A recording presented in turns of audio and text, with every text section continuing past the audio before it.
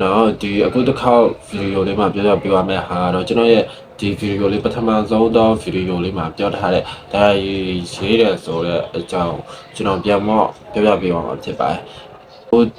ဒီဗီဒီယိုမှာပြောပြပေးပါမယ်အကြောင်းအရာကတော့ဘာကြောင့်ဒါရေးတယ်လဲဆိုတဲ့အကြောင်းရင်းခွင့်ချက်ကိုပြောပြပေးပါမှာဖြစ်ပါတယ်ဒီဒါရေးတယ်ဆိုတာကိုကိုကြည့်နေတယ်လို့ကျွန်တော်လည်းပြောမသိဘူးဗျ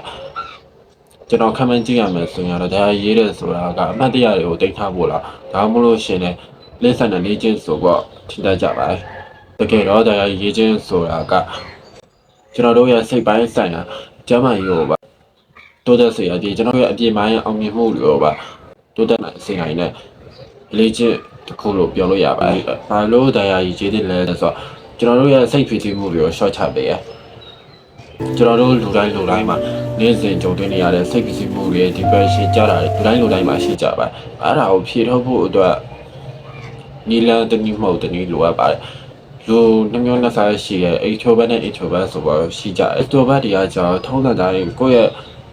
စိတ်ခံစားချက်စိတ်တကြတွေရဲ့ဘာတွေရောအဲ့တော့တခြားလူတွေကိုဖွင့်ပြောပြလိုက်လို့ရှိရင်တို့ဘက်ကပေါ့ပါသွားကျွန်တော်တို့ introvert အနေနဲ့ကြတော့တခြားလူတွေကိုဖွင့်ပြောပြဖို့ဆိုတာဝေးပါတော့ကျွန်တော်တို့တွေရဲ့စိတ်ဖြစ်မှုတွေ depression တွေကို release လုပ်ဖို့အတွက်ဒါရေးကြည့်ပါရေးခင်အခါကြာနေတဲ့ depression တွေဖြစ်နေတဲ့စိတ်ဖြစ်မှုတွေရေးပြီးွားတဲ့အခါရှိတယ်လားဆိုတာတခြားပြန်မစဉ်းစားကြည့်ပါရှော့ဝါတာကိုတွေ့ပါလိမ့်မယ်ကိုဒီရတစ်ချက်အနေနဲ့ဒါရေးရတယ်ဆိုတာကကိုယ့်ကိုမှန်တယ်မှပြန်ကြည့်နေရတယ်လို့ပါပဲငါဘာကြောင့်စိတ်ညစ်နေရလဲငါ့ကိုဘာစိတ်ပျော်ရွှင်စေရလဲ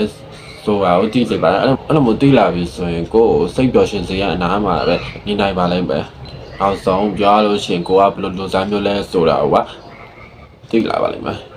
တော့ရမြောက်အနေနဲ့ဒါရေးတယ်ဆိုတာတနေ့တာအတွေ့အကြုံတွေကိုချပေါ်ရေးလို့လည်းရပါတယ်ဒီလိုမျိုးတနေ့တာအတွေ့အကြုံတွေကိုချရေးလိုက်တဲ့အခါမှာအုံနောက်ရမှတ်နိုင်ဆိုအောင်ပိုပေါ်ကောင်းမှုစေဒီလိုမျိုး analysis လုပ်နိုင်ဆိုရင်ပိုကောင်းလာလေဆုံးဖြတ်ချက်တစ်ခုချရအောင်မှန်ကန်တဲ့ဆုံးဖြတ်ချက်ဖြစ်ဖို့အတွက်အထောက်အကူပြုလို့လည်းပဲဖြစ်ပါတယ်ဒါနဲ့ကျွန်တော်မိကုတစ်ခုမေးပါစေကိုယ့်ရဲ့ကြီးမှန်းချက်ပန်းနိုင်အောင်ဗာလဲဆိုတာတေချာတိကျတဲ့သူတွေရှိပါတယ်တချို့လူ90မှာ40ရာခိုင်နှုန်းလောက်ကိုဘာဖြစ်ချင်တယ်ဆိုတာရှင်းလင်းမသိကြပါဘူးကျွန်တော်ရဲ့လောက်ဖို့ကိုင်ပဲတယောက်လဲပြောဖို့ပါတယ်သူ့ရှိမှာဘာကြီးမှန်းချက်တော့ရှိအောင်မရှိသေးဘူးသူ့ရဲ့အခုလောက်တဲ့ရည်ရွယ်ချက်ကတော့ပတ်စံရှောင်းအောင်မယ်စားမယ်တောက်မယ်လုံးဝရှင်းလေးမသိပါဘူးအဲ့တော့ဒါရေးဆောက်ထဲမှာကိုတနေ့ဘာဖြစ်ရမလဲဆိုတော့ရေးထားကြည့်ပါပြောချင်တာကတော့ကိုယ့်ရဲ့ကြီးမှန်းချက်ပန်းနိုင်ဘာလဲဆိုတာရှင်းလင်းသိပါစေ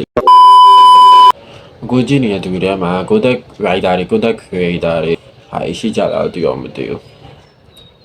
အဲ့လိုလဲဆိုတော့တို့တွေလည်းတီးလာမှာပါဒါရေးတဲ့အလေးချင်းကတို့တို့အတွက်လုံးဝမရှိမဖြစ်အထောက်အကူပြုတဲ့အလေးချင်းတစ်ခုဆိုတာတီးကြမှာပါအဲ့လိုလဲဆိုတော့နေတိုင်းစာနဲ့ကျေးဇူးကြီးလေစကားလုံးအတုံးနှုံးပို့ကောင်းလေဖြစ်ပါတယ်နေတိုင်းကိုကျေးဇူးတင်တဲ့အရာ၃ခုလောက်ကိုပဲဒါရေးထဲမှာရေးကြည့်ပါဒီအဲ့လိုမျိုးရေးတဲ့အချင်းကအစိုးမြင်ဝါဒကနေရုံထွက်စီပြီးတော့ကိုကျေးဇူးတင်တဲ့လာပါလိမ့်မယ်နောက်ဆုံးအချက်အနေနဲ့ကိုလွန်ခဲ့တဲ့9နှစ်လောက်က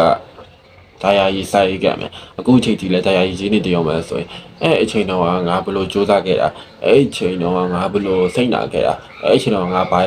ဖြစ်ခဲ့တာဆိုတော့ကိုဘဝကိုပြန်ကြည့်နိုင်တဲ့ခွေရေးလည်းရပါအဲ့ရေးဆိုတဲ့ဟာကကိုယ့်ရဲ့အထောက်ပံ့တည်လို့တခုပဲအဲ့တော့ကျွန်တော်ခုနချက်လေးပြေးပါပြီကျွန်တော်ပြောချင်တာကတော့ဒီကတော့ဒါရေးကြည့်ကြဖို့တိုက်တွန်းချင်ပါတယ်ကျွန်တော်တို့လီမှာကျွန်တော်အခုပြောပြပေးရတဲ့ဟာကတော့ဒါရေးတဲ့လေးချင်းအကြောင်းနဲ့ဘာကြောင့်ဒါရေးတယ်လဲဆိုတော့ဟာကိုပြောပြပေးပါ